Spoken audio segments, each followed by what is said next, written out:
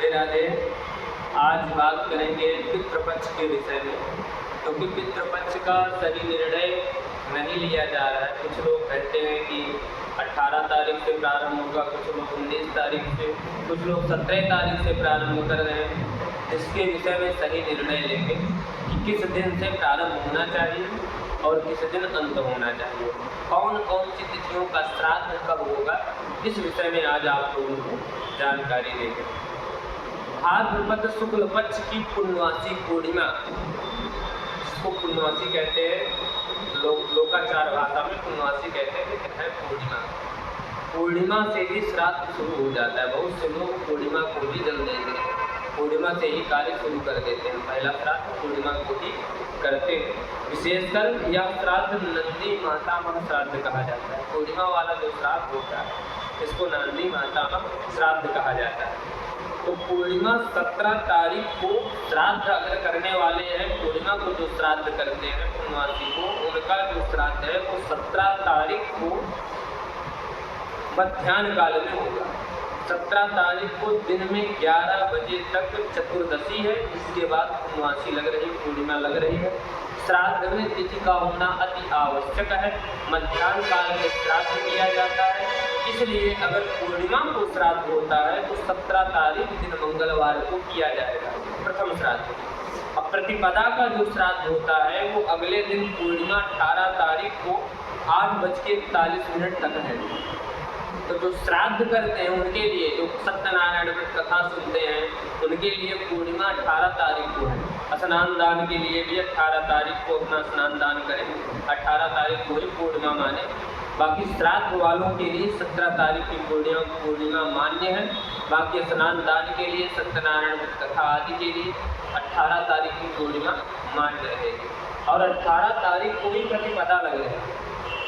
प्रतिपदा लग रही है 8:41 के बाद, अतः 8:42 से प्रतिपदा लग रही है। प्रतिपदा परिया, उसी दिन से श्राद्ध भी शुरू होता है। बहुत से लोग प्रतिपदा से ही श्राद्ध जल देते हैं, पितरों का जल देने का कार्य प्रारंभ करते हैं।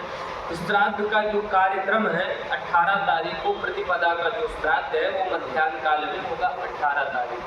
अतः अगर पहली तारीख प्रतिपदा माना जाए, परिया माना जाए, तो परिया जिनको श्राद्ध करना है वो 18 तारीख को करेंगे। 18 तारीख को प्रथम श्राद्ध माना जाएगा मध्याह्न काल में। हमेशा श्राद्ध मध्याह्न काल में ही करना चाहिए, श्राद्ध मध्याह्न काल में करना चाहिए।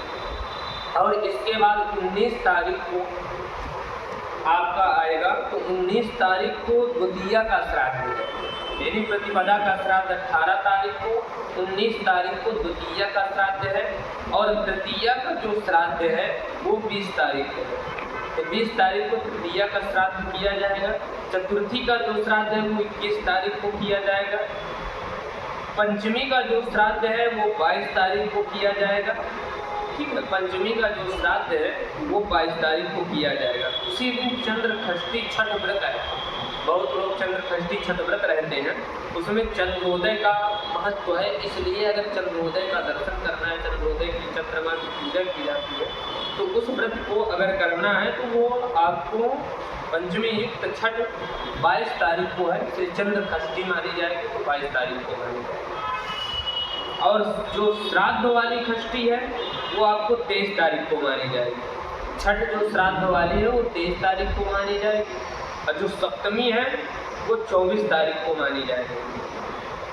सप्तमी का श्राद्ध 24 तारीख को होगा, लेकिन महालक्ष्मी व्रत जो रहते हैं, अष्टमी का जो व्रत, बहुत से लोग महालक्ष्मी व्रत रहते हैं, तो जो अष्टमी का व्रत रहते हैं वो 24 तारीख को ही करेंगे, क्योंकि उसमें भी चंद्रोदय का लेने देने का, चंद्रोदय का ज़्यादा महत्व है। इसलिए चंद्रोदय का रहना अति आवश्यक है। चंद्रोदय अष्टमी में होना चाहिए। तो 24 तारीख को महालक्ष्मी व्रत भी मनाया जाएगा अष्टमी की। और जो गया या श्राद्ध की जो अष्टमी है, जीवत पुत्रिका व्रत है, वो आपका 25 तारीख को होगा। जीवत पुत्रिका व्रत 25 तारीख को होगा। अष्टमी श्राद्ध उसी दिन होगा। मध्याष्टमी, बुधाष्टमी पर्व उसी दिन मनाया जाएगा। तो बुधाष्टमी है ये 25 तारीख को दिन बुधवार को मनाया जाएगा। और श्राद्ध का जो अष्टमी है वो 25 तारीख को मनाया जाएगा। और 26 तारीख को आपकी नवमी मनाई जाएगी। जीवित पुत्री का व्रत का पारण उसी दिन है। मात्र नवमी जो है वो आपकी 26 तारीख को।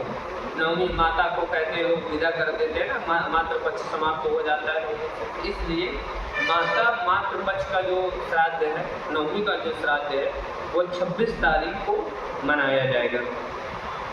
और 27 तारीख को दसवीं का जो श्राद्ध है वो 27 तारीख को मनाया जाएगा। दिन में 4:21 के पहले, वैसे मध्याह्न काल में पहले ही बता दिया हूँ, मध्याह्न काल में ही श्राद्ध होना चाहिए। तो दसवीं 4:21 दिन तक है, इसलिए जो दसवीं का श्राद्ध है वो 27 तारीख को मनाइए। एकादशी का जो श्राद्ध है वो 28 तारीख को मनाइए। इंदिरा एकादशी है, जो व्रत भी रहना है उनको भी व्रत उसी दिन रहना चाहिए।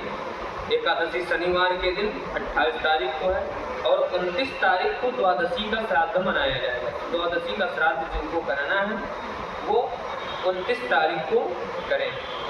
और 23 तारीख दिन सोमवार का त्रयोदशी का श्राद्ध होगा। चतुर्दशी का जो श्राद्ध है वो 1 तारीख को होगा। अमावस्या का जो श्राद्ध है वो 2 तारीख को होगा। तो इस तरह आपको श्राद्ध मनाना है। अमावस्या 2 तारीख को है, बाकी सारी चीज़ें मैंने आपको पहले वीडियो में बता दिया गया। आप लोग उसी के हिसाब से, उसी के कथनानुसार चलिए, श्राद्ध उसी दिन मनाइए। जिसकी जो तिथियाँ हैं उसी तिथि में ही श्राद्ध मनाएं। अनर्गल दूसरी तिथि में अगर आप श्राद्ध करते हैं तो श्राद्ध का पूर्ण लाभ, इसलिए उसी तिथि में आप श्राद्ध करिए जिस तिथि में आपको पूर्ण लाभ मिले। राधे राधे।